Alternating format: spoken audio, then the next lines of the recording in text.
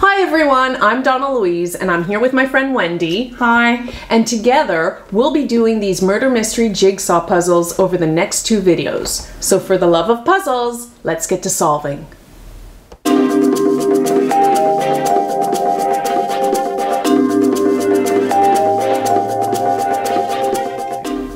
The first murder mystery jigsaw puzzle that we're going to try to solve is the Murder, She Wrote mystery puzzle. Now, did you watch Murder, She Wrote? I think everyone did in the 80s. Yeah. This one's called the Unconventional Murder. Now, spoilers, we will be reading the story, solving the jigsaw puzzle, discussing who we think committed the crime, and then also revealing the solution. So if you plan on doing this puzzle, you may not want to watch this video. It's not readily available for sale anymore, as far as I can tell, but you can still buy it secondhand, and I got my copy secondhand. From what I can tell from the box, it was released by, well, there's 2 names. There's American Publishing and Grand Toys, I guess, and then in French, Jouet Grand. So I'm not sure who actually officially made the jigsaw puzzle, but it's not a company one that we know and recognize. It's a 550-piece puzzle, and off camera I already sorted out the border pieces, and you saw the pieces. They look larger than... They are larger than average. Yeah, they're larger than average, and the colors seem quite muted. Yeah. It is an older puzzle, so it's probably not as bright and as vibrant as them that we know today and that we love. But I think we'll have a good go. The trick is we don't know what the image is or what it looks like. So basically we just gotta try to do the best we can and figure out what's going on. So for the love of puzzles, let's get to building. Murder, She Wrote mystery puzzle. The Unconventional Murder. Jessica Fletcher, screamed the desk clerk. Startled, Jessica dropped the pen on the hotel register. Please, I would expect someone in your profession to have a bit more discretion, said Jessica. You're that famous murder mystery writer, aren't you? Continued the desk clerk, in a whisper almost as loud as his scream. I can't deny that, but I am here for my avocation, not my vocation, Jessica explained. Oh, you mean the antique convention? Yes, I'm ready for 4 splendid days of Tiffany lamps, Chippendale furniture, and antique jewelry. So I'd prefer it if you ignore the name on the register and just think of me as room 803. The clerk nodded dumbly as Jessica took her key and slipped into the elevator. As the doors shut her off from the lobby, she heard his scream once more. Do you know who that was? Jessica Fletcher! Jessica was lying in bed, half awakened by the morning sun, when she heard the voices outside her room. She was already at the door when the knock came. She opened it to reveal the desk clerk. This time, his whisper was low. Mrs. Fletcher, began the clerk. What's the trouble? Asked Jessica. I hate to bother you, but, well, there's been an accident. Actually, it could be a murder. I mean, could you take a look in room 807? We really need your help. Jessica looked up from the white outline on the carpet. The police have already been here, she said. What can I do for you? The answer came from a tall, gray-haired man wearing a white carnation in the lapel of his pinstripe jacket. The police spent all evening and solved nothing, said the stranger. He bowed slightly and continued, It's my great pleasure to meet you, Mrs. Fletcher. My name is Jonathan Wadsworth, and I am the director of the Antique Convention. Believe me, I am as distressed about this death as anyone else, but I can't let it interfere with the business of the weekend. I've made quite a large investment in preparing this convention, and these rumors that are spreading of a murderer at large could scare off all the buyers. Then let's get down to cases, began Jessica. She appraised the size of the outline. Who was this man? She asked Wadsworth. His name was Malcolm Penner, a jewelry dealer from Springfield. Say, how did you know the victim wasn't a woman? Oh, I have had experience in reading police outlines. Exactly what type of jewelry did Mr. Penner deal in?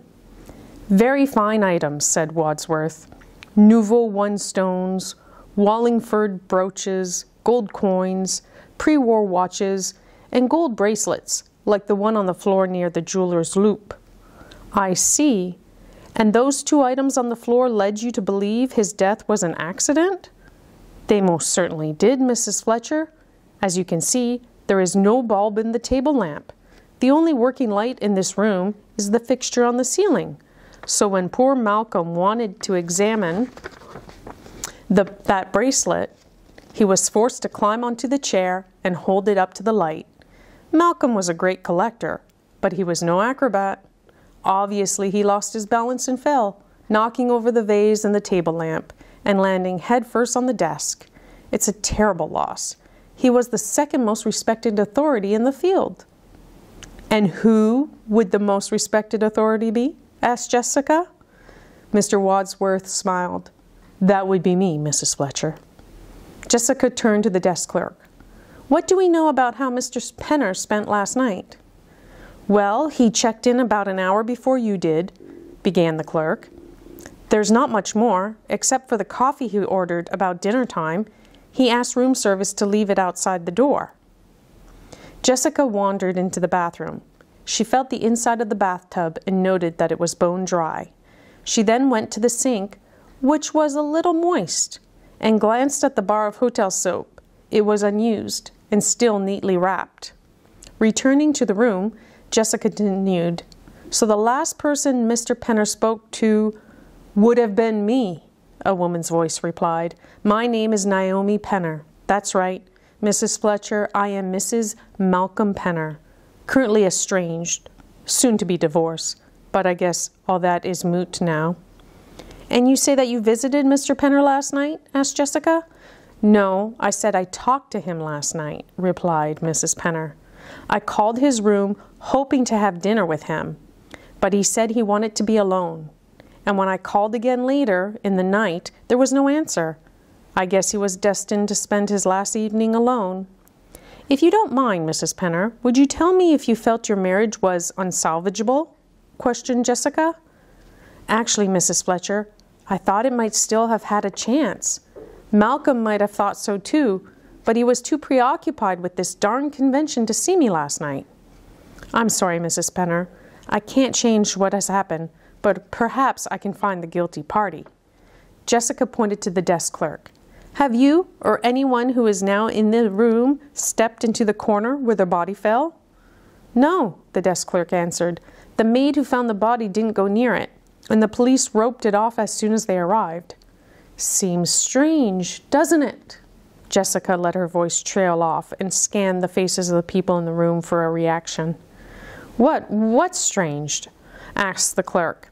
A dealer on an important sales trip with only one sample? Jessica replied. Maybe he was just buying, Wadsworth suggested. No, I don't think so, responded Jessica. I think he had many valuable things to sell, things that one of you felt were worth enough to kill him for. One of us? Naomi Penner gasped. Yes, someone came up to his room last night to have coffee with Mr. Penner. I can only speculate on what happened next, but I know how it all ended. Jessica Fletcher turned to the policeman guarding the room and said, Officer, arrest this person for murder.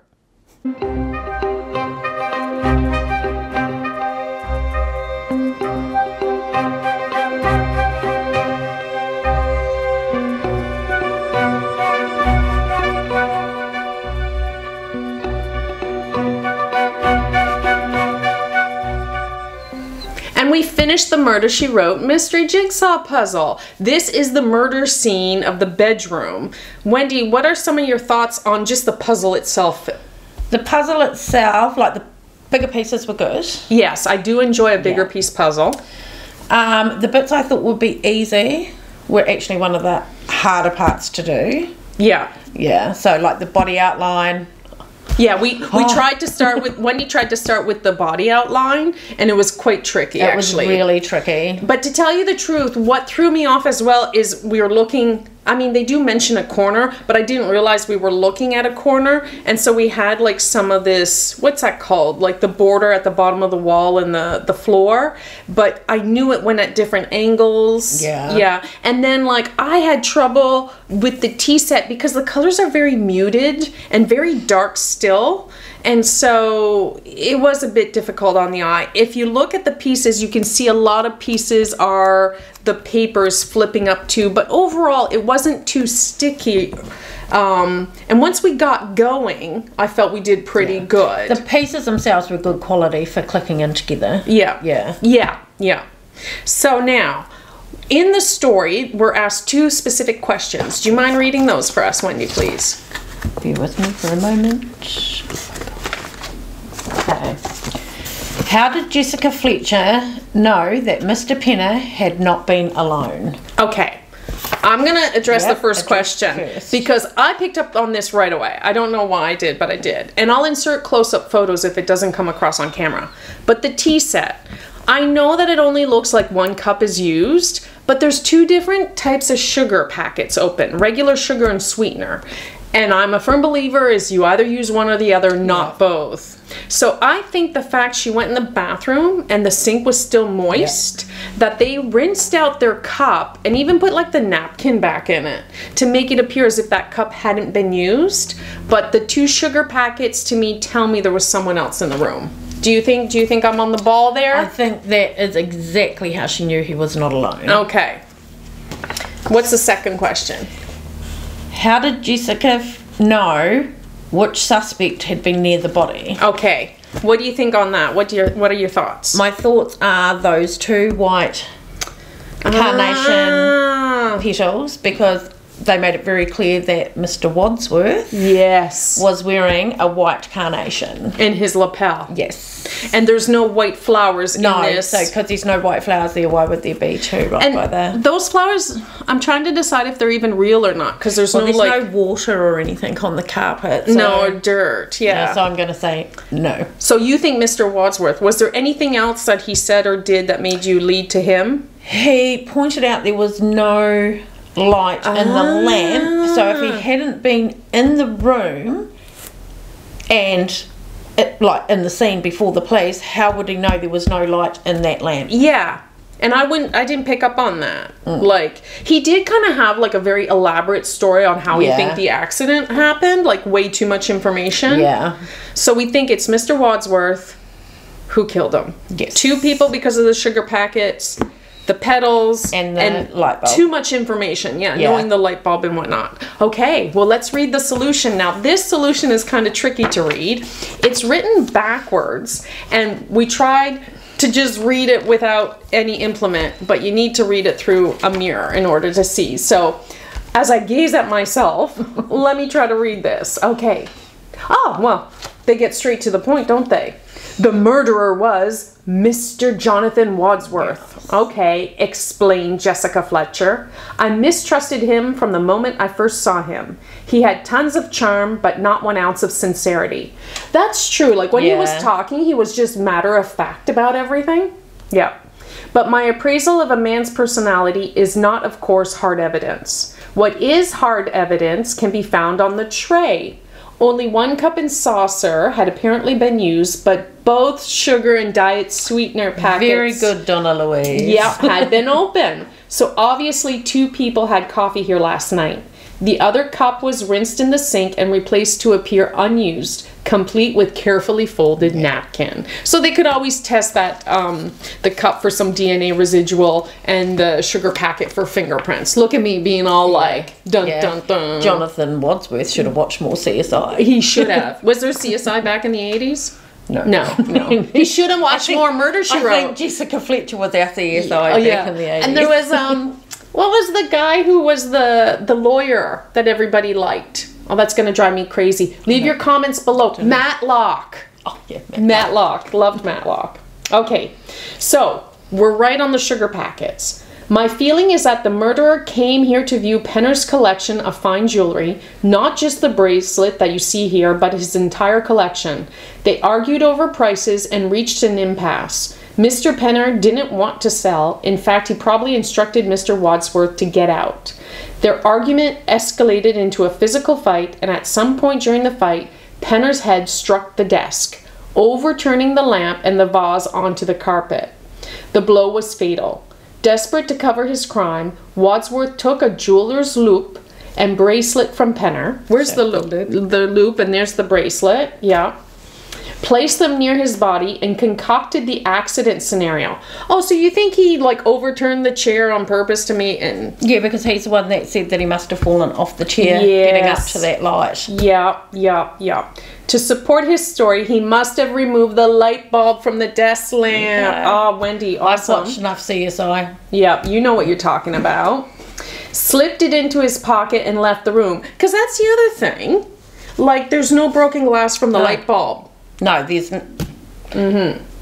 mean, all there is the overturned lamp and vase. Yeah. That's it. Okay. Yep. Okay. So he slipped the light bulb into his pocket and left the room with Penner's jewelry case, thinking that he had covered his crime completely. But what he didn't realize was that he was leaving behind his admission of guilt. A couple of white flower petals laying among the pink and violet silk flowers from the vase. Petals that matched the flower in Mr. Wadsworth's lapel and could only have been left by the murderer. So now you can continue with your weekend, and as for me, I've had enough. I think I'll cut this vacation short and go straight home to my study where murder is just a 6-letter word. We totally figured this out. Yeah. We totally figured this out. Did you think, like, the puzzle was tricky-ish, but I think the story was quite easy to solve? Yeah, the story was an easy... Which is nice. If you read the story, look at the puzzle, you should get your solution. Yeah, I agree with that wholeheartedly. This was really good. I hope this was a good practice run for the Cluedo. Do you think the Cluedo will be as easy or harder? Any guesses? I don't know. No. Don't know. There's so many more people in the Cluedo story. Yeah. We only had 6 culprits here, so we shall see. No, we've got... Oh, sorry, no. In the Cluedo story, we have 6 culprits, but here we only had 3. Yes, so I guess that does make it easier. Oh, Wendy, thank you so much for doing this jigsaw puzzle with me. Okay. Yeah, and everyone, thank you so much for watching. I really appreciate it. For the love of puzzles, I hope you enjoy my videos. Make sure to come back and watch the Cluedo murder mystery jigsaw puzzle that Wendy and I will be doing together. Please consider subscribing, and until next time, ciao!